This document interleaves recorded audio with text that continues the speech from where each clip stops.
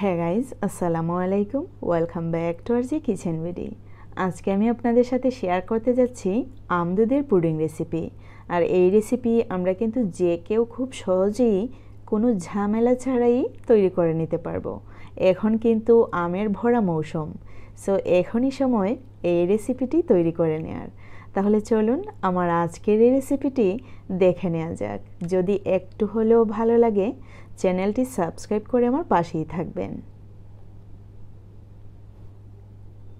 এইখানে নিয়েছি একটি প্যান, দেখতে পাচ্ছেন নিয়ে নিচ্ছি প্রায় 2 কাপ পরিমাণ আমের পিউরি। অবশ্যই আমটাকে ব্লেন্ড করে নিতে হবে। যাদের কাছে ব্লেন্ডার নেই সেক্ষেত্রে একটু ছেঁকে নিতে পারেন যাতে পেস্টটা একটু মিহি হয়। দিয়ে দিলাম 2 কাপ পরিমাণ আমের পিউরি।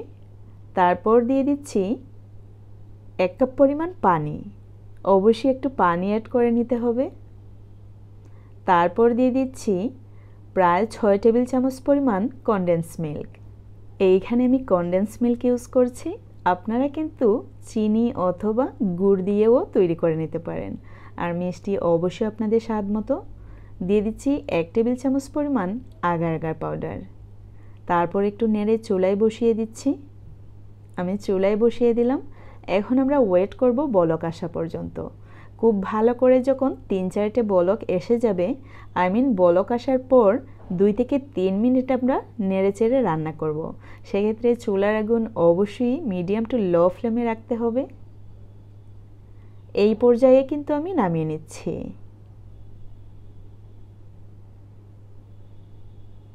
নিয়ে নিলাম একটি সার্ভিং ডিশ, আর এই ডিশে কিন্তু আমি ঢেলে নিচ্ছি। তারপর হাফ অ্যান আওয়ারের জন্য রেস্টে রেখে দেব। রুম টেম্পারেচারে 30 মিনিটের জন্য এবং নর্মাল ফ্রিজে 10 মিনিট রেখে দিলেই হবে।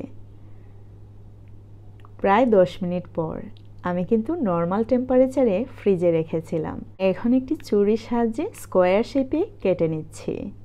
অবশ্যই ছোট ছোট কিউব আকারে কেটে নিতে হবে, তাহলে কিন্তু দেখতে অনেক ভালো লাগবে।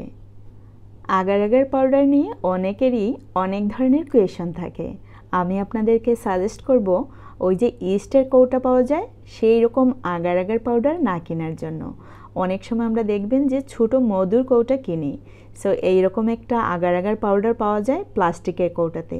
আমি সাজেস্ট করব ওই কৌটাটা যেন আপনারা কিনেন। আমি এই ভিডিওতে দেখানো সম্ভব না, অন্য আরেকটি ভিডিওতে ইনশাল্লাহ আমি দেখিয়ে দেব। কিপ করে কেটে নেওয়া শেষ হলে আরেকটি প্যানে নিয়ে নিচ্ছি প্রায় 1 লিটার পরিমাণ গরুর দুধ। দিয়ে দিচ্ছি 1 কাপ পরিমাণ কনডেন্স মিল্ক। এই রেসিপিতে আমি ফুল একটি কনডেন্স মিল্ক ইউজ করেছি। অবশ্যই আপনারা, আবার বলছি, এইখানে আপনারা চিনি অথবা গুড়ের সাহায্যেও কিন্তু তৈরি করে নিতে পারেন, সেক্ষেত্রে হয়তো আরও ভালো লাগবে খেতে। দিয়ে দিচ্ছি 1 টেবিল চামচ পরিমাণ আগার পাউডার। আবারও একটু নেড়ে নিচ্ছি ঠিক আগের মতোই। একটু নাড়াচাড়ার পর আমরা চুলায় বসিয়ে দেব। আমি চুলায় বসিয়ে দিলাম। ঠিক এখন আমরা ওয়েট করছি বলক আসা পর্যন্ত। ঠিক এই রকম যখন বলক এসে যাবে তখন চুলার আগুন মিডিয়াম টু লো ফ্লেমে রেখে 3 থেকে 4 মিনিট আমরা রান্না করব। এতটা শুকানোর কোনো প্রয়োজন নেই। দেখতে পাচ্ছেন ঠিক এই মুহূর্তে আমি নামিয়ে নিলাম। এখন আমি একটি ব্রেড মোল্ডে নিয়ে নিচ্ছি আমের কিউবগুলা। দেখতে পাচ্ছেন, আপনারা অবশ্যই আপনাদের পছন্দ মতো পাত্রে পুডিংটা সেট করে নিতে পারেন। তারপর এর উপর ঢেলে নিচ্ছি এইমাত্র জাল করে নেওয়া দুধ। দুধটুকু ঢেলে নেওয়া হয়ে গেলে অবশ্যই একটি চামচ অথবা হাতার সাহায্যে একটু নেড়ে চেড়ে দিতে হবে। তারপর আমরা ফ্রিজে রেখে দেব প্রায় 1 ঘন্টার জন্য। পুডিংটা সেট হওয়ার জন্য 1 ঘন্টাই যথেষ্ট। তবে আপনারা যদি ঠান্ডা ঠান্ডা পরিবেশন করতে চান সেক্ষেত্রে ওভারনাইট অথবা 3 থেকে 4 ঘন্টা পর্যন্ত রেখে দিতে পারেন, তারপর পরিবেশন করতে পারেন। আর আপনারা অবশ্যই দেখতে পাচ্ছেন এই পাত্রে কিন্তু অতিরিক্ত যে রয়ে গেছিল সেইটা আমি সেট করে নিলাম। প্রায় 1 ঘন্টা পর আমাদের পুডিংটা পারফেক্টলি সেট হয়েছে। আমি ছুরির সাহায্যে সাইড কেটে নিচ্ছি। তারপর ঢেলে নিচ্ছি একটি সার্ভিং ডিশে। এই আমের সিজনে আমরা যদি এইরকম রেসিপি সপ্তাহে একটা হলেও তৈরি করি, আমাদের বাচ্চারা প্লাস আমাদের ফ্যামিলি মেম্বার্সরা কিন্তু অনেক মজা করে খেতে পারবে।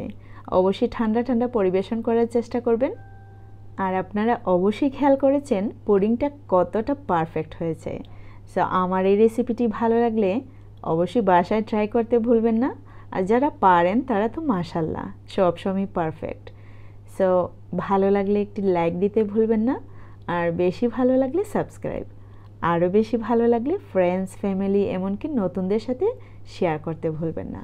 আপনাদের একটি লাইক ও কমেন্টস পরের আর একটি কন্টেন্ট তৈরি করতে অনেক হেল্প করে। আজকে এ পর্যন্তই। See you in the next video. Till then bye, আল্লাহ হাফেজ। সবাই ভালো থাকবেন, সুস্থ থাকবেন।